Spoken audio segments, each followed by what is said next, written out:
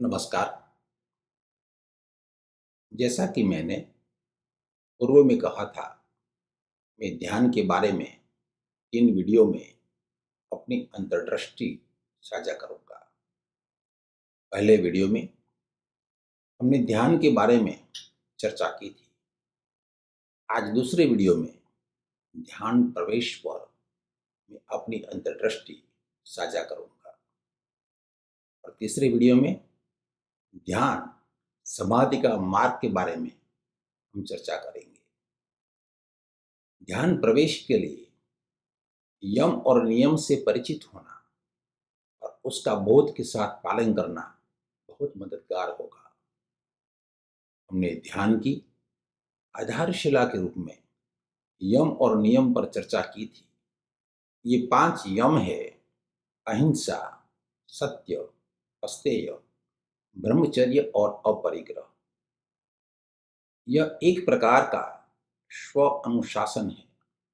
इसका उद्देश्य हमारी अंतरात्मा को जागृत और बोधपूर्ण रखना है। ये दूसरों के संदर्भ में, हमारे आसपास के समाज के संदर्भ में है और उस वातावरण को ध्यान के अनुकूल रखने के लिए। इसी प्रकार 5 नियम है: शुद्धि, संतोष, तप, स्वाध्याय और ईश्वर में समर्पण। ये नियम एक तरह से सद्गुणी चर्या का अभ्यास है। सद्गुणी चर्या हमारे निजी वातावरण को ध्यान के अनुकूल रखने के लिए है।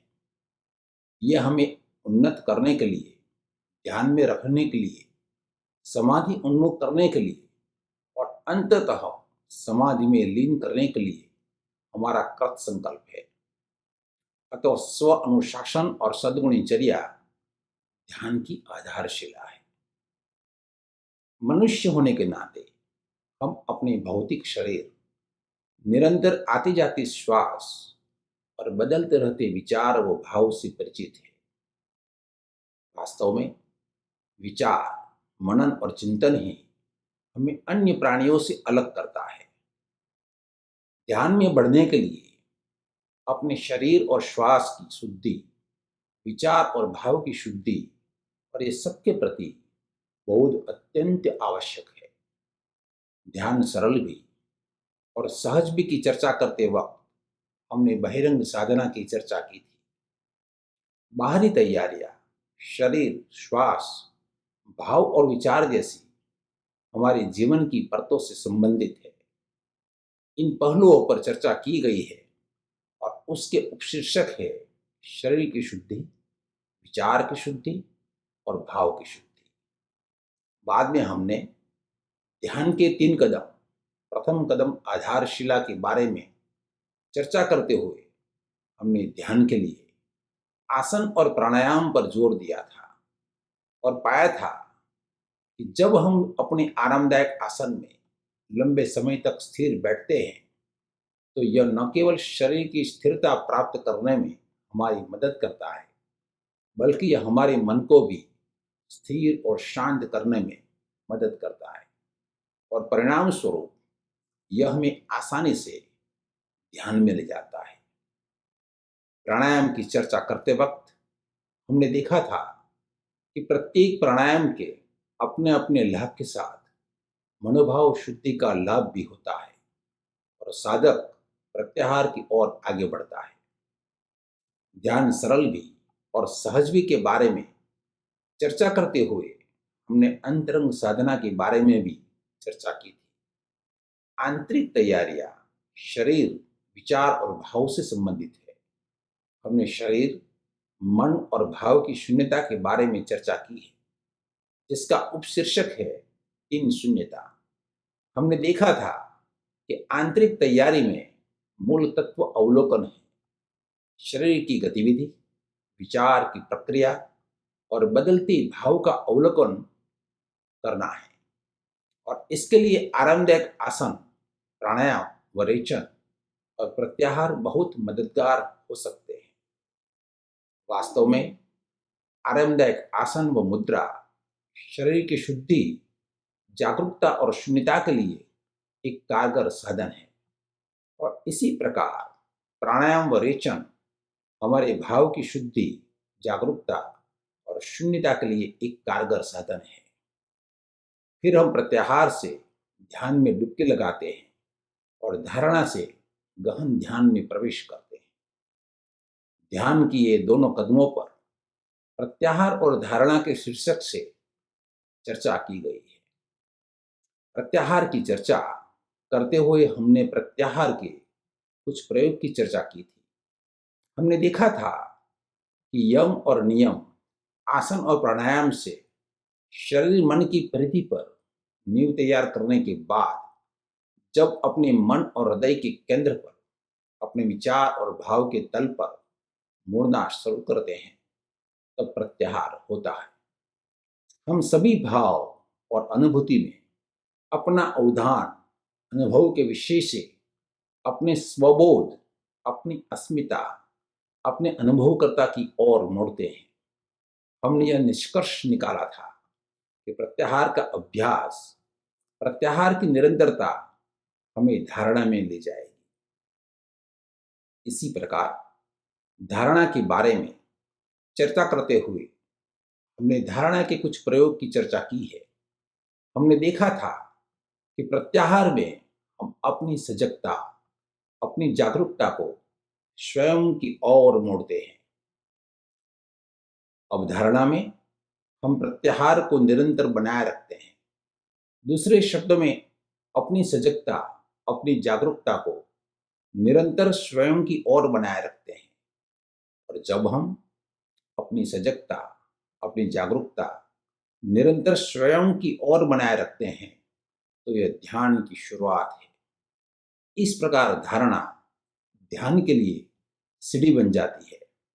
हमने देखा था कि धारणा के इन सभी अभ्यास का फायदा यह है कि आप ध्यान में प्रवेश कर सकते हैं।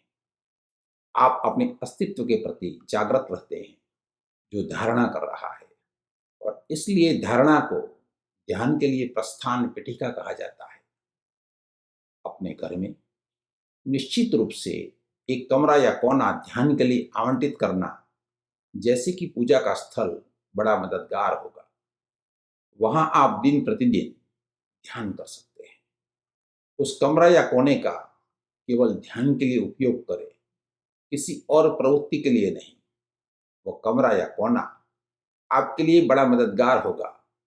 वह जगह एक खास कंपन, एक ऊर्जा क्षेत्र, एक वातावरण निर्मित करेगा जिसमें आप ध्यान में गहराई से जा सकते हो। और इसके अलावा यदि आप ध्यान के लिए एक विशेष समय और अवधि चुन सकते हैं तो यह भी बहुत मददगार होगा। प्रतिदिन एक ही स्थान पर, एक ही समय पर ध्यान करें और आप अपने शरीर और मन में ध्यान के लिए एक प्यास, एक भूख, एक तड़प पैदा करेंगे। शुरू में यह बातें बड़ी मददगार होगी। यह आपको अनुकूल वातावरण प्रदान करता है। यह ऐसा है जैसे आप सोने की तैयारी कर रहे हो। आपका बत्ती को बुझा देना, कुछ खास कपड़े, ढीले कपड़े पहनना, कोमल बिस्तर का चुनाव करना और आपका खास मुद्रा में लेट जाना, ये सब तैयारियां एक तरह का अनुष्ठान है जो जल्दी सोने में मदद करता है। हालांकि ये नींद नहीं लाता, लेकिन यह नींद को सुगम बनाता है। इसी तरह ध्यान के लिए साधक अपना अनुष्ठान ढूंढ सकता है, क्योंकि आपका शरीर एक यंत्र है, आपका मन भी एक यंत्र है। और ऐसा अनुष्ठान, तैयारियां आपके तन मन को सहज होने में, आपको प्रतीक्षारत होने में मदद करता है। और इस सहजता में, इस प्रतीक्षा में चीजें घटित होती है। जैसे नींद आती है वैसे ही ध्यान भी घटित होता है। हम प्रचुर सूचना के युग में रहते हैं। ध्यान प्रवेश के हमारे पास हजारों तरीके हैं, लेकिन आप ऐसी ध्यान विधि खोजें जो आपको पसंद हो, आपके स्वभाव से अनुकूल हो, क्योंकि मन उन विषयों की ओर उन्मुख होता है जो उसे आकर्षित करता है।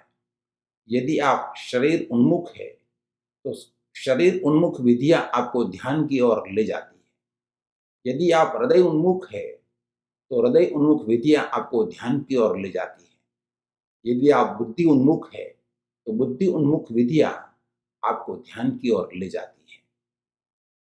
अधिकांश आधुनिक गुरुओं जैसे कि जॉर्ज गुरुजीएफ, ओशो और अन्यों ने ध्यान के लिए ऐसी विधियां विकसित की है जिसका उपयोग तीनों प्रकार के लोग कर सकते हैं। इन विधियों में शरीर का उपयोग होता है, भाव का उपयोग होता है और विचार का भी उपयोग होता है। वे शरीर से शुरू होती है, हृदय से होकर गुजरती है, मन तक पहुंचती है और फिर उससे भी आगे बढ़ जाती है। ध्यान की जो भी विधि आपको पसंद हो वह आपके भीतर गहराई तक जा सकती है। एक बार जब आप किसी विधि का आनंद लेते हो तो जितना हो सके उस विधि में लग जाए। हालांकि जब आनंद गायब हो जाए तो उस विधि को छोड़ दे, ध्यान की किसी अन्य विधि की खोज करें। इसलिए दो बातें जरूरी हैं। जब आप किसी विधि का आनंद ले रहे हो तो उसमें जितना हो सके उतना गहराई से जाए, लेकिन जब आनंद चला जाए तो उस विधि को छोड़ दे और एक नई विधि को खोजे। अपने आनंद को ही सूचक बनाए। हर कोई ध्यान विधि करने की आवश्यकता नहीं है। एक या दो ध्यान विधि चुने और उन पर टिके रहें। बेहतर होगा कि कोई एक ध्यान विधि जो आपको उपयुक्त लगे, आप कई बार उसको दोहराएं। तब वह विधि गहराई तक आपको ध्यान में ले जाएगी। ध्यान की प्रक्रिया प्रतीक्षा करना है, क्योंकि प्रतीक्षा का अर्थ है बिना चुनाव, बिना पक्षपात, तोलमोल बगैर विचारों को निकल जाने देना। जैसे सड़क को खाली पाने के लिए बिना पक्षपात यातायात को निकल जाने देना, या आकाश को खाली पाने के लिए बिना चुनाव बादल को छट जाने देना। यह ऐसा है जैसे कि झरने का स्वच्छ जल पाने के लिए झरने की धारा के साथ बिना कुछ किए झरने के किनारे बैठकर थोड़ा इंतजार करना। जब आपके प्रयास समाप्त हो जाते हैं, अचानक और अप्रयास, तब ध्यान घटित होता है। यह तभी घटित होता है जब आप एक अदम्य समर्पण में हो। यह तभी घटित होता है जब आप वहां अहम भाव में नहीं होते, जब आप यहीं और अभी बस होते हैं, जब आप कुछ नहीं करते, जब आपके भीतर न कोई कामना या इच्छा सवार होती है, जब आप कहीं जा नहीं रहे होते हैं, बस होते हैं, तब यह घटित होता है।